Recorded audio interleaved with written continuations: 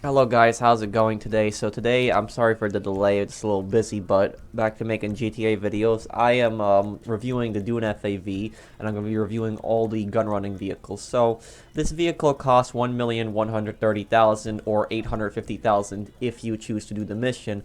I highly recommend you do the mission.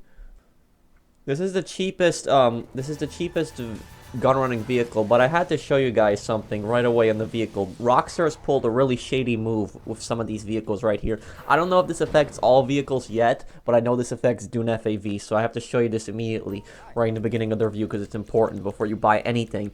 You guys notice how I bought the weapons on there, right? Look. If you buy the weapons, you have a grenade launcher, a machine gun, and a minigun. If you buy the weapons and then you leave the mobile ops center and you drive right back in, it charges you for the same weapon again, even if you've already owned it. It charges you to basically switch the weapons, and it charges you a decent amount of money here. Just take a look at this. You guys saw I just purchased. Look, I'm going to drive back in the mobile ops center. It's going to charge me again. Just look. So the game is going to charge you thousands and thousands, hundreds of thousands of dollars just to switch each weapon each time. There's a minigun, a machine gun, and the grenade launcher, as I said before, and it's going to charge you each time. Even if you buy it, you research it, it's going to charge you each time you drive in and drive out, which is just ridiculous. They can't have a system like that. They can't be doing crap like that. It's just stealing from you. And look, I'm going to go to it again, and look, charging me again for the weapons. So right here, as you see, this thing, even fully armored, only takes one RPG hit. Okay, so we're going to test how much damage the driver can take without armor upgrades and with armor upgrades to see if they make any bit of a difference. So right here, there's 36 rounds in the AP pistol. He took 11 bullets and he died from it. Let's test it with armor and see if there's any difference. This is with armor now.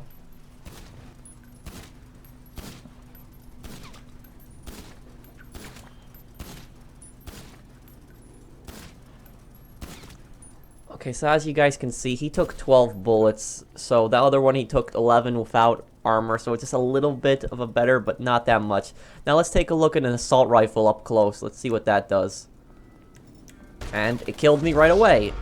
I did not stand a chance. The armor on this thing literally sucks on the front of it. The armor on this thing is not going to save the driver at all. I was hoping that this would stop bullets. It doesn't. I really don't know what's the point of this armor. I mean, it might be a little bit better, a tiny bit, but it does almost nothing.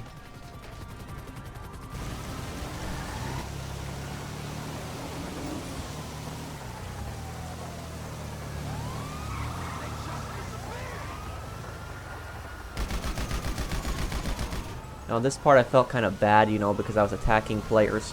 But I just had to see how effective this vehicle actually was in a combat situation against other players. So, me and my friend here are testing right now. I ghosted because I figured people were just going to take out an RPG and blow me up. So we're driving around just to see how effective this thing is at killing other players. See if it's any good. And again, this thing has a limited range, 180 degrees. It can't turn 360s, this gun. So it can only shoot what's in front of it. Can't turn around, can't do any of that. As you guys saw, we just wasted that guy easily right there.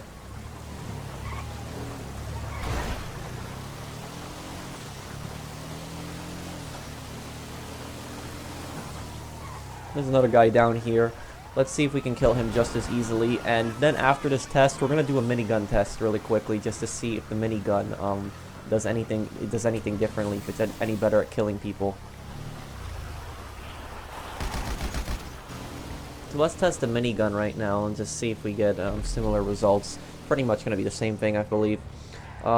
So as you guys can see, a plus of this vehicle is that it's very fast, pretty agile, very good off-road. But the armor on it sucks. The front armor on it sucks. It's very vulnerable to RPGs. But another plus of this vehicle is that this is a vehicle with a mounted gun on it that anybody can pretty much get very cheaply, and you can use these in heists, and you can use these in free mode in VIP works. They should be very helpful. A vehicle like this I can see be very helpful in VIP work, and it can be pretty helpful in heists. I mean, you guys just saw my tutorial videos when I was testing all the vehicles in heists. This vehicle can be very handy in some of the heist missions that you have to get to certain places quickly and have to clear them out. So a vehicle like this can be good, but again, takes one RPG hit. The armor on it sucks, and I almost never see anybody drive around in this in free mode. And since gun running has come out, I have played a ton of free mode. I've been in so many free mode lobbies. I've been killed by APCs, I've been killed by half-tracks, I've been killed by oppressors, the weaponized Tampa, but I have not ever seen this vehicle one time in free mode. I have not seen one player drive around in this vehicle in free mode. People just don't seem to like this vehicle. So as you can see, the minigun is pretty strong right now. I mean, it just rips up vehicles easily, but the machine gun does as well. I mean, the minigun probably is a little bit faster, that it can get off, it can kill things quicker because of the higher rate of fire, but the plus side of the machine gun is the machine gun does not have to spin up, because the minigun has a 1 or 2 second delay before it can start firing. The machine gun can start firing right away. And as you can see, we just blew that guy up easily. Now this is me testing the grenade launcher on this thing. I think that the grenade launcher is the worst possible attachment on this vehicle, because the grenade launcher can only hold 30 grenades. That's right, 30. It should be unlimited. I don't understand why it can't be unlimited. And you waste 30 grenades on this. I mean, it's not an overpowered weapon. It detonates only when it hits a vehicle. Other than that, it won't detonate on impact. It's a grenade launcher.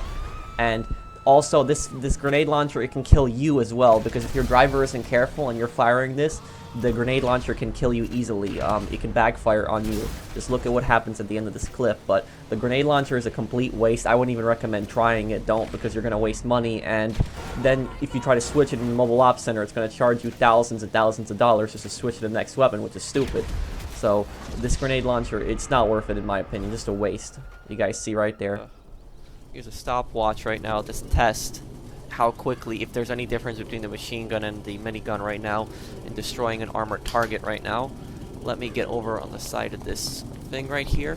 Okay, LA, when I tell you to, I want you to start firing, okay? Just be ready. Okay? Go. Just light that thing up. Damn. That's armor too. Fuck. Okay, well, we know that the gun on that thing is pretty strong. But that's an armored baller right there that we used, and it took that thing out pretty quickly.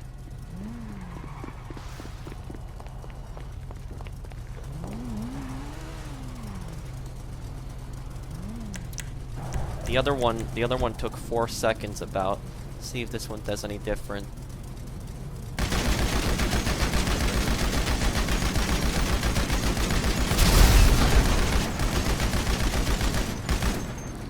So the machine gun does blow up cars. Does blow up cars a little bit slower, but I don't think it makes that much of a difference in the killing power. I mean, it's a little bit better, but not much. Okay, so here I'm gonna list the pros and the cons of this vehicle, and you guys decide for yourselves if you want to buy this one. I have plenty of money to waste, so I can test everything about these vehicles. So the vehicle has fast acceleration.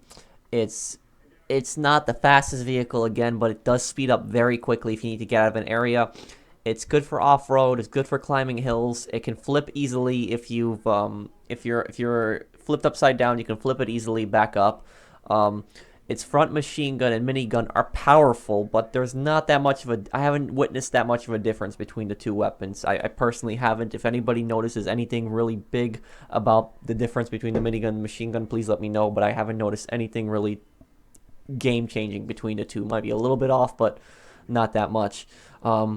So it's I forgot to mention that it has proximity mines, but I don't know if that's really a pro, because almost all the vehicles are able to use proximity mines except the Oppressor. So it's able to use proximity mines, and it can stop pursuers that way. Another pro is it's the cheapest vehicle, and it's very agile. It's very good at stopping, turning corners, and such. Okay, so now we gotta balance the cons here. The armor is terrible from bullets. The front armor is not going to protect you at all from bullets. It takes only one explosion. Changing guns each time is gonna cost you thousands of dollars. The grenade launcher is absolutely horrible, and there's not that much of a difference between the minigun and the MG, at least in my opinion. I have not noticed anything significant between the two. So then there you guys go. It's you guys decide for yourselves whether you think this vehicle is worth it. But each vehicle, even if it's a terrible vehicle, has some benefits to it. As you guys can see, something always has a benefit to it, and it's a thing you can own in the game. I like to own everything personally, even if it's a very bad vehicle, because I just can, because I have so much money, and I'm not afraid to waste money, and I'm not afraid to test these vehicles out and give you guys these reviews to the best of my knowledge. If there is anything I have missed, if I made an error anywhere, please feel free to correct me. I would like to know if I messed up anywhere. So I guess that's that for this video.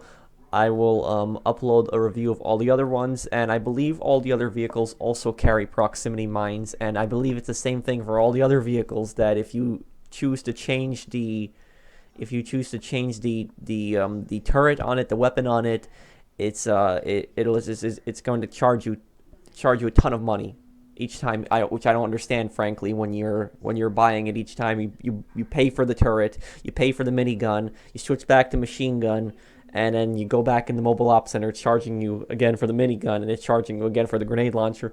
That's just ridiculous. It's a stupid move on Rockstar's part in order to get you to buy more shark cards. So just be aware of that, guys, when you're using these vehicles. If you make sure you guys choose the right configuration that you want, because it's gonna force you to, like I said, it's going to force you to pay thousands of dollars to go back to the other configuration. So I guess that's that. If I missed anything, let me know. I hope you guys enjoyed, and I will be doing a review on all the vehicles. I'll see you in the next one. Like, comment, subscribe. It'll help me out. And we are nearing 800 subs. I thank everybody for helping me, and I will be uploading a ton of videos in the next few days. Take care, everyone.